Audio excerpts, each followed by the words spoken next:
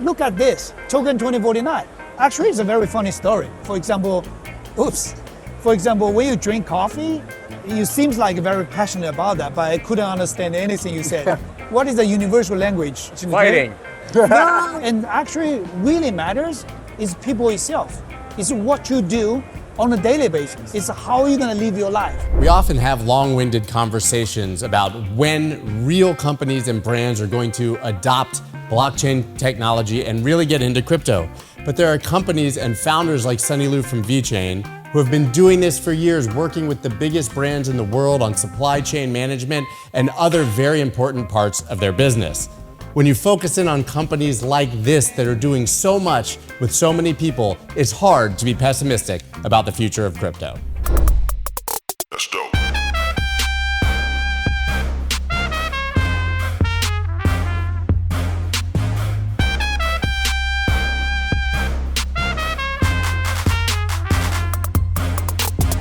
I think I've told you this story before on Spaces. Yes. When I was on Fox Business Right. with Charles Payne and what projects are you excited about? And I said, well, none of them are really doing much except for VeChain. Yeah, that's my right? honor. My honor, man. We're actually doing something, Yeah. real world technology, It's very mainstream hard. adoption, but Yeah. So I went on TV, and of all the things in the world, I didn't even own it. I said that, and your community was very excited. But what are you building now? I mean, what's the status with VeChain at this Well, following the crypto cycle, right? Every 4 years, I usually call crypto cycle like a workout. So basically, you work like very hard for the first 3 or even 3.5 years, and you're cheering for the last 6 months in the bull market. But whatever you do in the first 3.5 years, it really decides how high you can go and how much you can deliver. So basically, we're just in the middle of the cycle, and we're continue to deliver the enterprise adoptions. But on March 2023, this year, we co-author a white paper with BCG, Boston Consulting Group, to, let's say, deliver our upgraded strategy from enterprise adoption to sustainability. So we believe actually, whatever the Web3 use case or the next level for enterprise adoptions, whatever we did like a food safety for Walmart, carbon credits, battery management for BYD, or receipt project for ocean cleanup, the next level must be in a Web3 way. The next level must be like sustainability. So that's the reason, we're going to, we released the white paper, we're going to focus on sustainability implementations or building the sustainability use cases. Is that a full pivot new business, or is this in addition to what you were already doing? No, actually, I would say it's like upgraded level, but it's like 100%, or in crypto space, we talk about like 200% focus in this area. That's interesting. So the core business was always supply chain, correct? Supply chain. That's how you were known. Yeah, that's where we get started. I would say more like enterprise adoptions. And supply chain definitely is one of like, let's say, low-hanging fruits as an enterprise adoption. But I would say it's an upgraded level. Think about that. Supply chain is about managing or getting the business activities, right? Like the different steps in terms of the production, in terms of transportation, logistic, everything. But once you get the data and approved by blockchain, what is the unique value out of the blockchain data or out of the data on the blockchain? And we believe you can get sustainability. So it's funny because there's this idea that there's no adoption of blockchain, that's not being used, that the mainstream doesn't care, but here you are, working with the biggest companies in the world. Yeah. On real projects. Yeah. Who are using your technology. Yeah. I'm pretty excited. But does it not crazy to you when you hear that? We have been aiming like from the beginning, to be honest. Like when I get, actually this year is my 10th year's anniversary to be in the crypto space. I started in 2013, and I was working Louis Vuitton as a CIO. Basically, my job was connecting the business to technology. When I get into the space, I've been to the different meetups, workshops. I always find like very interesting, like only the technical geeks are in the space. Right. And my job was kind of like understand both, right? So I was like, this is my opportunity because I can understand the codes, I can understand the technology, but I can also find a way to use that. So that was my passion. That was my, when I get started, I was like, try to get this technology in the real adoptions, in the real world adoptions. But what did you see in 2013 that made you think that this was possible? Because that's extremely early. There's a lot of people who would have said in 2018, right after this massive bull market, everybody knew about it. Yeah. 2013, you had to be a true believer and to truly understand the technology. It is. Actually, it is very hard, to be honest. Because firstly, at that time, there was only Bitcoin and some other, let's say, Bitcoin-like other coins. Colored coins. Yeah, colored coins. Yeah. Colored coin is actually a very interesting technology. We tried that. Because I tried to use the technology to build some applications. So the first choice was color coin, actually. Because you can mark up some specific coin, make them unique or special to able to, let's say adopt in the different applications. But it's still very hard. So I was trying to talk to the different enterprises. At that time, they're all looking at like a consortium blockchain or even private blockchain. But later on in 2014 or 15, I had a chance to have a conversation with Vitalik actually. Actually, he was part of the Fenbushi Capital. I think he's one of the GP or something. Yeah. Shenbo as the head of Fenbushi Capital, basically helping Vitalik raise up the funds in China. So I had quite an interesting conversation with him. We spent some trip together to Chengdu, see a panda, But during the conversations, I find out the smart contract, virtual machine, technically can really make this like huge, can describe more complicated things. If we talk about, Bitcoin as a ledger system, like Excel, right? Yeah. But the virtual machine virtual machine smart contract can make like real applications. That's where I get really excited. So after I talk to Vitalik and Shenbo, I start VeChain in later 2015. Yeah, 2015 is still it blows my mind. It's so long ago. You've been here for so long. It was hard. Incredible. So what are the biggest challenges now? Obviously, I think we have regulatory challenges. You've even talked about the fact that you've been around this long, certain exchanges don't list you. You have the issue of maybe being a security. Like there's so many things out there. Are those distractions to what you're actually building, or are those major things that you think about on a regular basis? Well, I think it's part of the job anyway. Like if you consider now, I think it's so much better than 2013 or 2015 or even 2018-19. Think about that. MiCA is going to be effective January 2024. Like give every players 2 years window to be regulated, which actually I'm pretty excited about that because it's going to pave the way for the enterprise adoptions. Honestly, if you consider about innovation or creation or embracing the new technology, Europeans are usually slower than Asia or than American per se. So think about all of the partnerships or enterprise adoptions. BYD is in China, Walmart is American companies. Givenchy, Louis Vuitton kind of European companies. But that actually based on my personal connection. Right. I used to work there. So I think with MiCA, there will be like lots of enterprise and not only just focus on the supply chain management or track and trace, that kind of applications, but they are able to embrace the token utilities. I'm really excited. For sure, the biggest challenge I would say is how to convince them, right? How to find the unique value to use the token. But I think we find the answer, which is sustainability. So obviously you said you were the CIO of Louis Vuitton. You talk about Givenchy, all of these luxury brands. What are you specifically doing with these brands? What is the integration? What is the partnership? Actually, we had different brands. Some of the biggest brand, I'm not even able to say the name. They have a very restricted PR policy. But let's say Givenchy is more like a supply chain management. So basically, they have multiple different third-party suppliers, and also they not only have retail stores like owned by themselves, but also they manage the quite big boutique stores.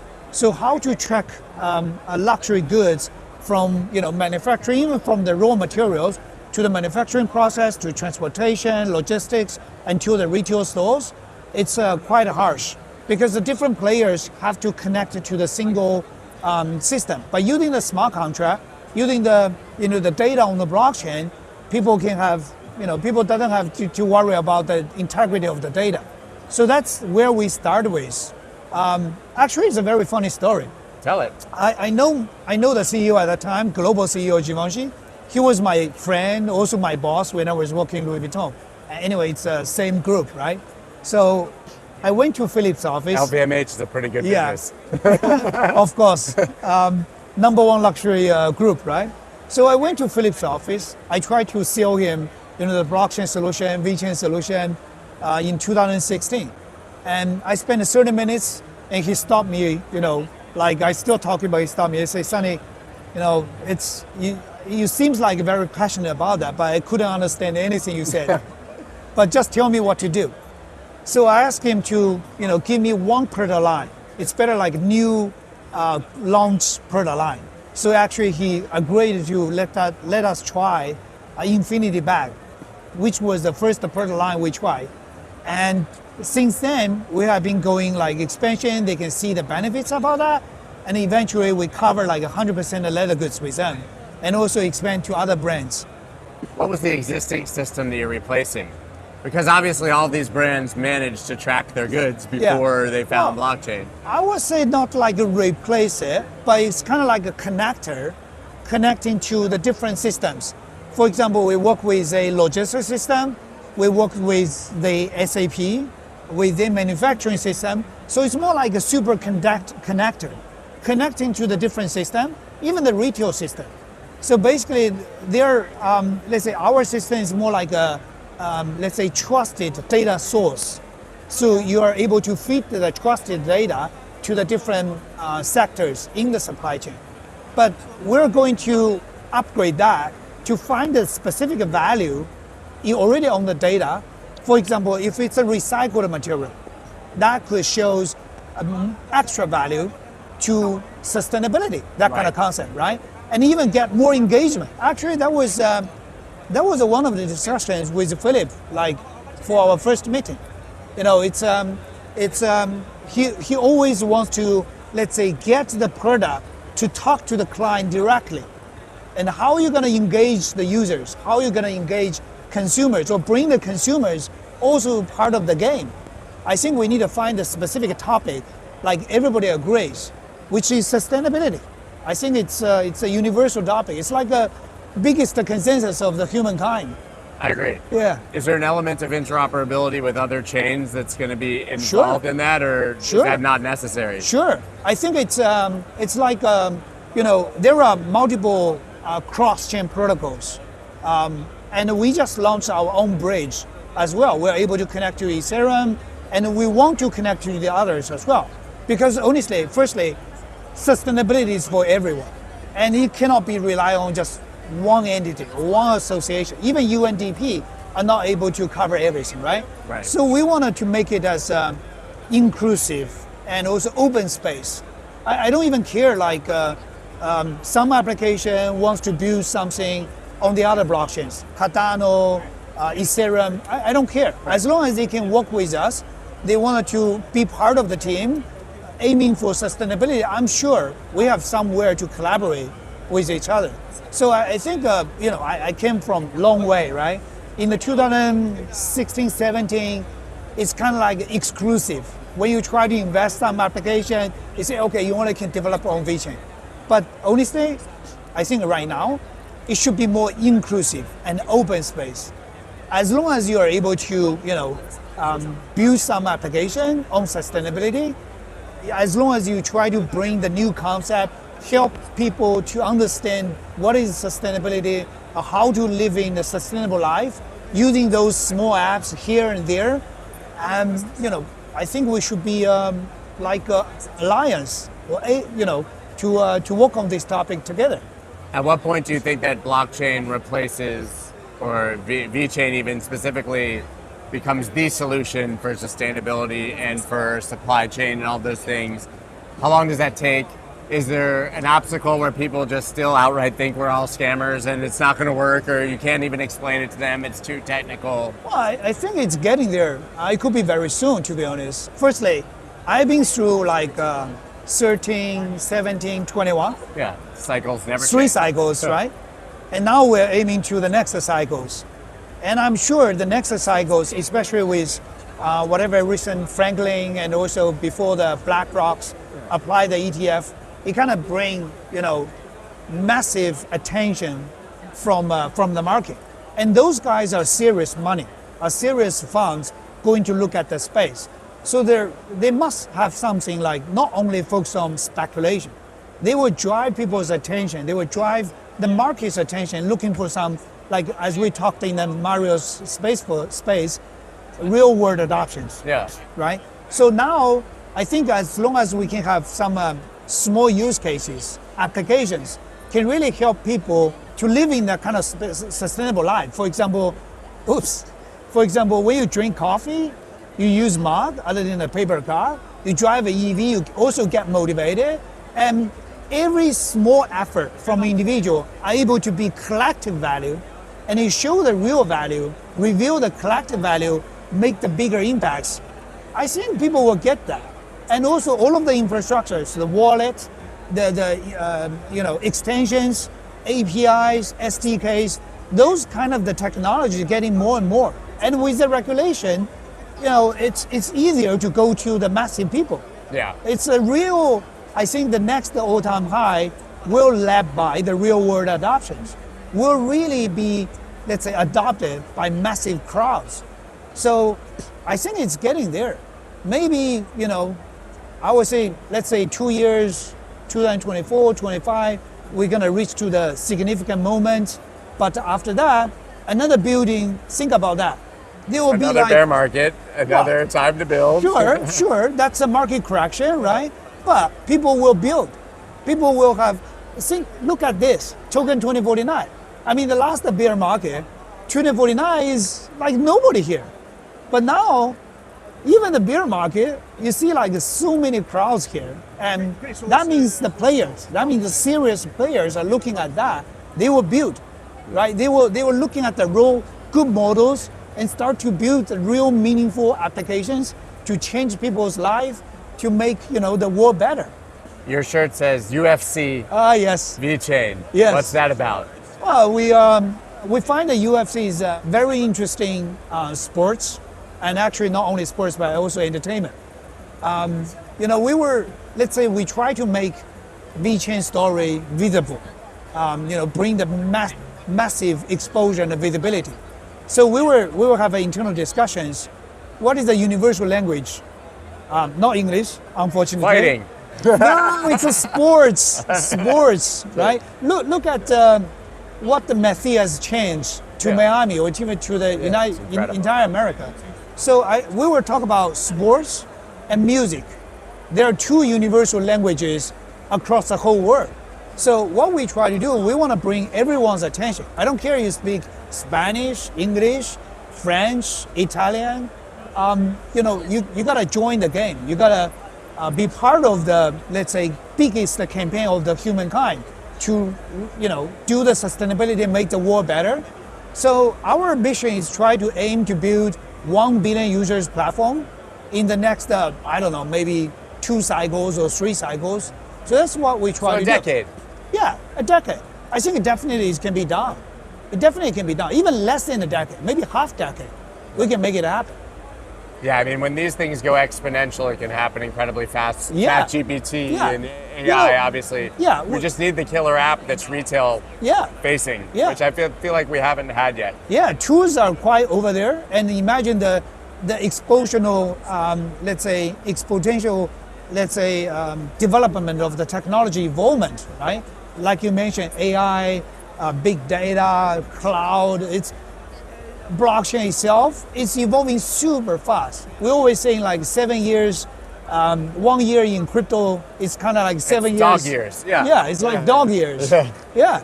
So with the UFC, I would say we need to get people like to be aware of what we're doing, to be aware of our stories. And also from the last whole year, we find out it's the best engagement for the community. You know, it's not actually my saying or my comments. It's from a VeChain community. They say this is the best community engagement activity from around the whole world. So every time when we have a UFC fights, it's like a 42 fights every year, everywhere in the world, right? Like last month, August, it was in Singapore. So we bring our VeChain community members coming, we have a hangout, we talk about the updates, we listen from the voice of the community, not only on the Twitter, but also like face to face. Better right? Face to face than on Twitter. So we have more inspirational conversations, and then we enjoy the fights together. You know, we feel like it's really a memory, like you can enjoy for many long time, and you can share with your friends, share with your families, and bring them in, and eventually we can do something meaningful together. And why is community so important? You're building something that's boring and on the back end, right?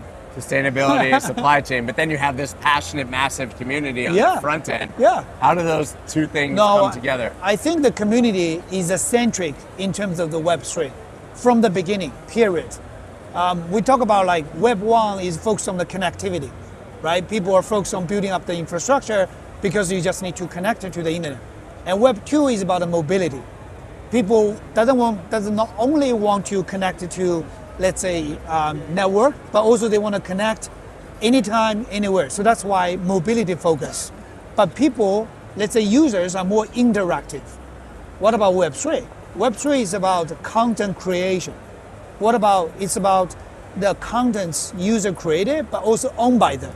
They can be incentivized. They can monetize the creation, the contents. That's about Web3.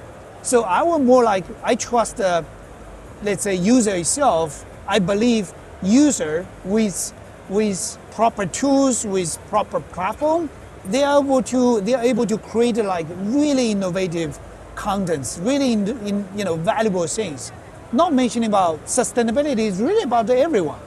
So it's not only about the enterprise or use case. For sure, it's very important, but it's more like an enabler or like a thing, like a town hall place.